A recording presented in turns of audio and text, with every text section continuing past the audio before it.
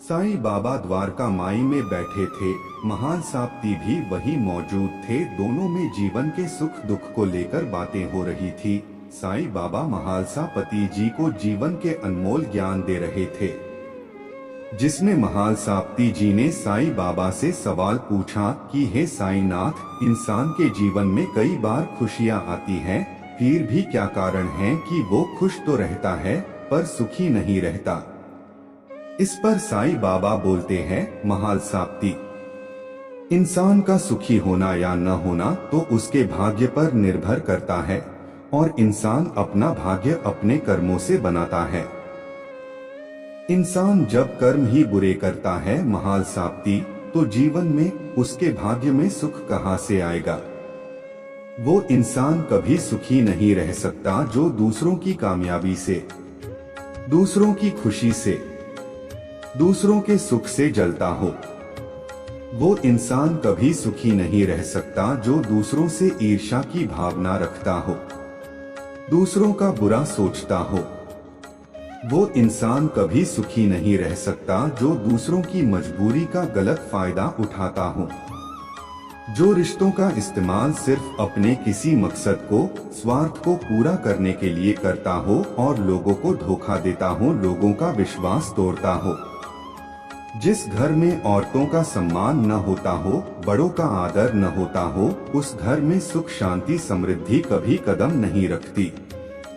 वो इंसान कभी सुखी नहीं रह सकता जिसकी इच्छाएं असीमित है और जो अपने मन के अधीन होता है महालसापति। फिर ऐसा इंसान मोह माया से पूरी तरह लिप्त हो जाता है, एक माया रूपी दलदल में फंसता जाता है, जिस वजह से उसकी असीमित इच्छाएं उसका मन कभी संतुष्ट नहीं होने देती। और जब तक मन संतुष्ट नहीं होगा तब तक सुख का अनुभव कैसे मिलेगा महालसापति। इंसान जब मोह माया के दलदल में फंसता है तो इंसान अपने मन के अधीन हो जाता है, फिर इंसान वैसा ही करता है जैसा उसका मन कहता है।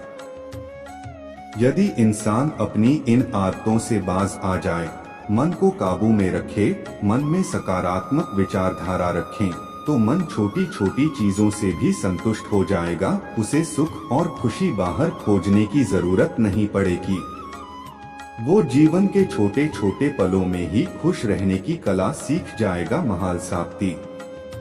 जिंदगी में जो कुछ है उसी में खुश रहना सीखो। बहुत ज्यादा इच्छाएं और लालसा मत पालो, हमेशा अच्छे कर्म करते रहो, ईमानदारी से अपना काम करो, न किसी का बुरा सोचो, न किसी का बुरा करो, न किसी की खुशियों से जालो, न किसी से ईर्ष्या करो। जरूरतमंद की सहायता करो, देखना एक दिन ईश्वर की आप पर जरूर कृपा होगी। आपके द्वारा किए गए अच्छे कर्म आपके भाग्य को चमका देगी। फिर एक दिन आपके पास वो सब कुछ होगा जो आपने चाहा था।